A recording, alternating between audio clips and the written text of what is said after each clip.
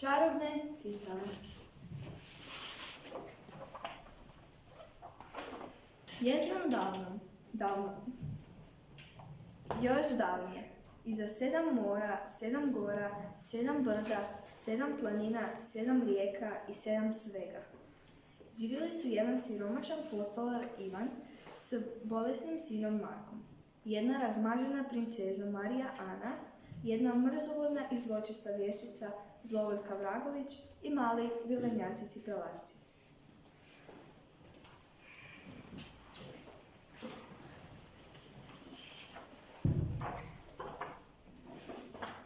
Postolar Ivan bio je vrsan i marljiv postolar.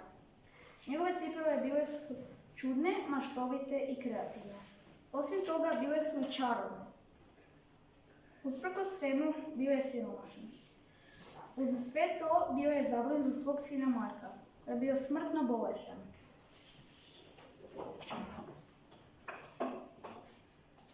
Marko je bio vrsan slikar koji je osmišljavao očeve cipele. Bio je slab i nježan, vrlo lijep i pametan. Markova majka je cipele radila čarobnima, ali je zbog toga ljubavna vještica proklela. Kad je majka umirala, prenijela je svoje moći na sina, ali je vještičenu kletvu također. Rekao je Marko da ako će mu ikada zatrebati pomoć, neka u zraku napravi 3 kruga podeznog ista i u pomoć će mu doći vilenjaci cipelarci. A Marka može ozreti samo prava ljubav i preobraćenje zle vještice.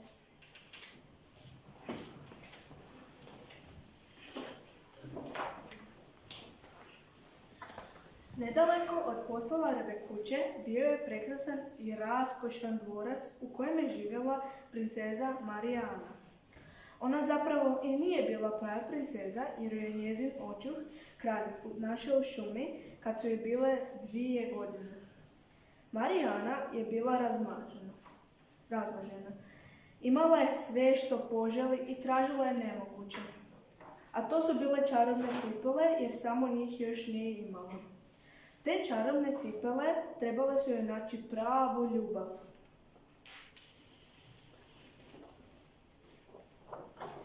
Princeza je posjetila postolarevu radnju, jer je čula da on ima najneobičnije cipele na svijetu, ali joj se ni jedne nisu svidjele. Postolar Ivan je dobio naređenje da osmisli čarobne cipele. Marko je vidio kroz prozor radnje, vidio princezu i zaljubio se na prvi pogled. Stoga je nacrtao najljepše cipele na svijetu samo za nju.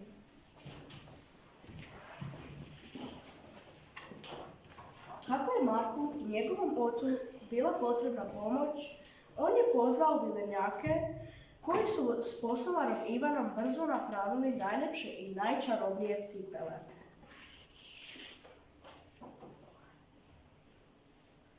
U noći, kad su svi umorni spavali, zla vještica koja se razboljela od ljubomore, ušuljala se u radnju i ukrala princezine cipele.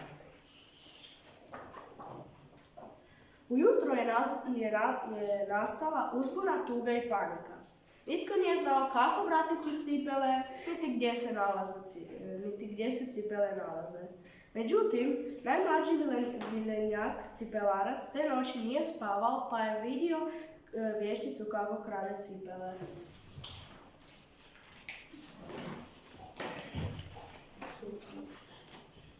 Djed, najmudriji cipelarac. Smučkao je čarobni napitak za spavanje, koji su zatim mali vilenjaci odveli krišom u vještići dvorac i uspavali vješticu. Uzeli su cipele i odnijeli ih princezi, koja je napokon bila zadovoljna.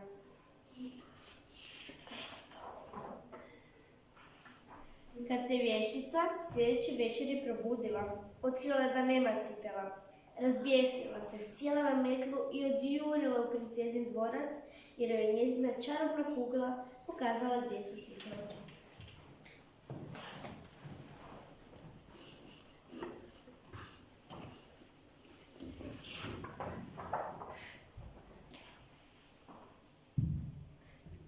Sletjevši kroz prozor u princezinu sobu, vidjela je kako princeza spava, a ispod razmaknute plave kose ugledala je madež na vratu kakvog je imala njezina davno izgubljena kćer. Naime, vještica je bila dobra vila sve dok nije izgubila dvogodišnju kćer u šumi. Shvatiši da je princeza zapravo njezina kćer, preobratila se i odjednom ju je preplavio val ljubavi i dobrote.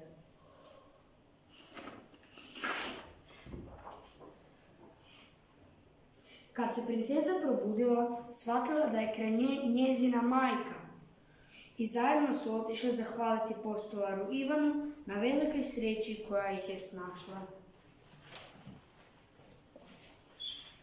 Princeza je obula čarobne cipele za posjet postolaru. Tamo je ugledala predivno njezno lice postolarovog sina i zaljubila se. Kako je Marko već bio zaljubljen u Mariju Anu, dogodila se velika ljubav.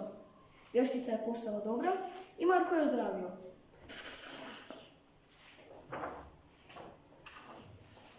Marko i Marija Ana su se vjenčali i živjeli sretno do kraja života. Žive još i danas, ako nisu umrli.